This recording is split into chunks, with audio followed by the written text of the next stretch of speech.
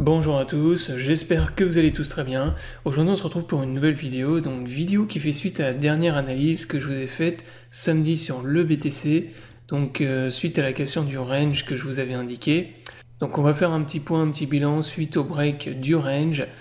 Voilà, on va faire un petit rapport, il y a eu énormément de bulles qui se sont fait liquider et éclater hier. On va revenir également sur tout ce que je vous ai tweeté cette semaine, donc il y a eu énormément d'infos intéressantes que je vous ai partagées, notamment, voilà, on va revenir également sur les trades que je vous ai partagés sur les alts, sur BNB, Solana. Donc voilà, on va faire une vidéo un peu bilan de tout ça. Avant de démarrer la vidéo, comme d'habitude, si vous n'êtes pas encore inscrit sur la plateforme Bitget, je vous invite à me rejoindre. Donc vous pouvez trader plus de 200 crypto-monnaies dont la moitié ne sont pas disponibles sur Binance. Vous avez du spot trading, des futurs, et vous pouvez même faire du copy trading. Vous pouvez recopier automatiquement les meilleurs traders de la plateforme. Donc si vous n'êtes pas encore inscrit, je vous mets mon lien de parrainage dans la description de cette vidéo. Ce lien vous permet d'avoir une réduction de 15% sur tous vos frais de trading, donc profitez-en. Et je vous mets également le lien vers mon guide pour bien débuter, bien démarrer en copy trading. Donc c'est également sur Bitget que j'ai pris mon short sur le BNB, donc on ira voir ça aussi tout à l'heure. Donc maintenant on démarre la vidéo, donc samedi dernier je vous avais fait une AT, donc je vous avais montré le range sur Bitcoin, je vous avais dit que l'extraction du range était vraiment importante pour le mois de septembre, qu'elle allait nous donner globalement la tendance pour le mois. Et donc c'était vraiment le range à surveiller à tout prix. Donc là on va repasser sur le H1, hop. Donc je vous avais donné le range, je vous avais donné ici le niveau de support, niveau de résistance. Vous voyez que là hier soir on est venu finalement casser le range vers le bas, ce qui a entraîné bien sûr un dump et énormément de liquidation, d'où la candle rouge qu'on a eu juste derrière. Et les moins 5% qu'on s'est mangé hier dans la journée. Donc bien évidemment, les alts se sont fait éclater aussi derrière, ce qui était logique. Et là, vous voyez que sur Bitcoin, maintenant, on est revenu dans la zone en bleu ici que je vous avais donné. Déjà, il y avait au moins un mois minimum. Donc quand on était à l'intérieur du bear flag qu'on était ici, le bear flag qu'on avait fait ici, je vous avais dit que si on cassait le pattern qu'on avait ici durant le mois d'août, on allait revenir rapidement dans la zone en bleu ici, donc aux alentours des 19 000 $. Donc ça maintenant c'est chose faite, donc on est bien revenu dans la zone de support ici des 19 000 en bleu, donc ça reste quand même une bonne zone de support, donc moi je m'attends à ce que les bulles quand même défendent cette zone. Si jamais on traverse cette zone qui est le dernier gros support, avant le bottom en fait des 18 000 $, dans ce cas-là, c'est dump et cascade de liquidation jusqu'aux 18 000 $. Donc, possibilité toujours d'avoir un double bottom également. Scénario à surveiller, même si moi personnellement j'y crois pas trop. Le double bottom, c'est toujours un scénario qui est envisageable. Donc ça voilà, c'est sur Bitcoin, donc là, zone de support, donc moi je m'attends quand même à un retracement bull à court terme, avant de repartir potentiellement dans un truc ultra bear. Donc maintenant on va aller sur Twitter et on va aller regarder les différentes AT que je vous ai postées cette semaine.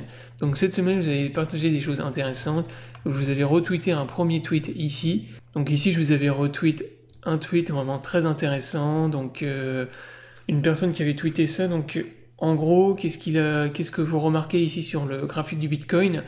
La personne vous a mis en fait les QE, donc les quantitative easing, et les QT, quantitative tightening. Donc en gros, QE c'est injection de liquidité, QT, retrait de liquidité.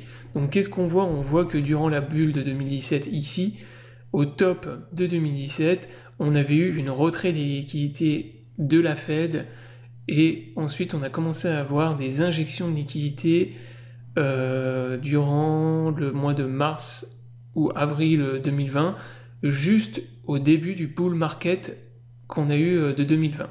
Donc on voit que c'est les injections en gros de liquidité de la Fed qui ont relancé le bull market sur Bitcoin.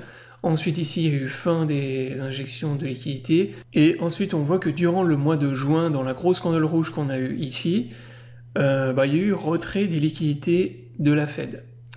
Donc la dernière fois qu'on a eu des retraits de liquidité, comme je vous l'ai montré, c'était au top de la bulle de 2017, et derrière on a eu un énorme bear market. Donc si on a vraiment eu retrait de liquidité de la Fed dans cette candle rouge, et vous voyez que ça n'annonce rien de bon pour les mois qui viennent. Puisque s'il y a eu retrait de liquidité, vous pouvez être sûr que derrière, le bear market n'est pas terminé et on aura une continuation de la tendance baissière sur Bitcoin et les crypto-monnaies. Donc ça, c'est la première chose que je vous avais retweet. Donc également, n'hésitez pas à aller me rejoindre sur Twitter, je vous partage plein d'informations très importantes, notamment je vous colle également des trades sur les altcoins, on va voir ça ensuite. Donc là également, je vous avais partagé l'historique de toutes les progressions du Bitcoin mois par mois, et là qu'est-ce qu'on voit? On voit que durant le mois de septembre, la plupart du temps historiquement, le mois de septembre est bear sur Bitcoin et sur les crypto-monnaies. On a donc plus de probabilité d'avoir un mois rouge lors du mois de septembre qu'un mois vert. Donc voilà, je vous avais dit également, ajouter à cela les indices boursiers Nasdaq et SP500 qui sont bear, ça augmente encore plus les probabilités. Donc là effectivement, grosse probabilité d'avoir un mois de septembre baissier encore cette année, vu que la plupart du temps, c'est le mois le plus pourri qui existe dans l'année pour les cryptos.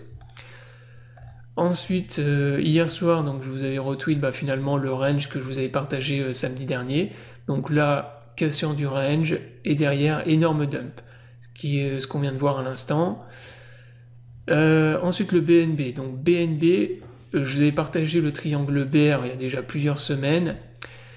Et là, sur le BNB, finalement, on a eu cassure, extraction du triangle vers le bas, ce que je vous avais partagé.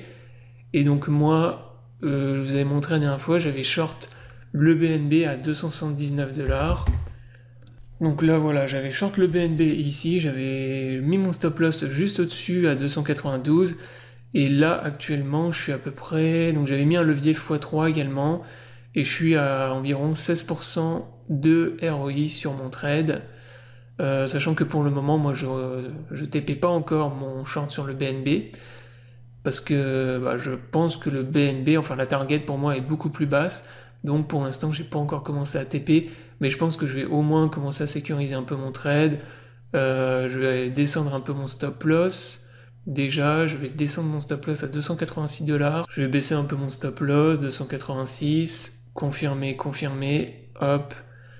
Et ensuite, possibilité d'avoir un pullback, bien sûr, sur le BNB.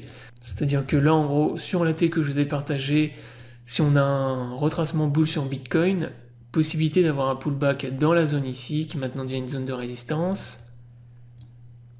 Hop. Et pour la target, comme je vous l'ai dit, de toute façon, dans la T, c'est l'amplitude du range. Donc, c'est le BNB qui va revenir à 225$ à peu près, il me semble, aux alentours des 225$. Donc ça, par exemple, c'est un call et un trade que je vous ai partagé en vidéo et sur le Twitter depuis plusieurs semaines, donc que vous pouviez prendre, vous pouviez me suivre là-dessus. Donc pour les gens qui ont short le BNB, bravo. Ensuite, le Solana, même chose. Là, je vous avais call le Solana dès le 12 août déjà. Je vous avais partagé le pattern bear sur Solana et je vous avais dit que le Sol allait revenir à 20$.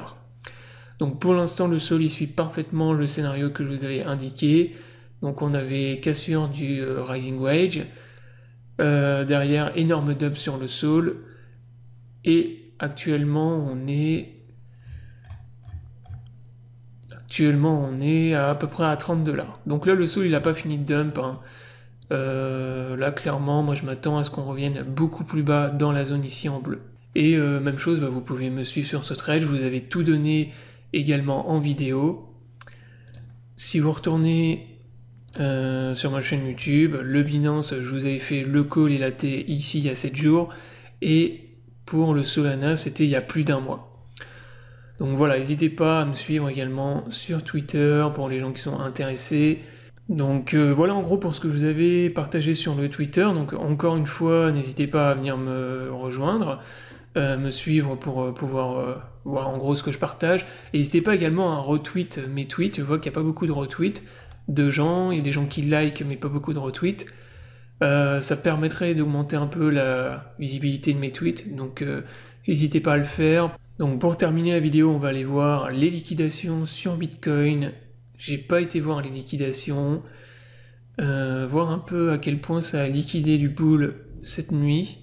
Alors déjà l'open intérêt, bon là il y a eu une chute de l'open intérêt, ce qui est normal.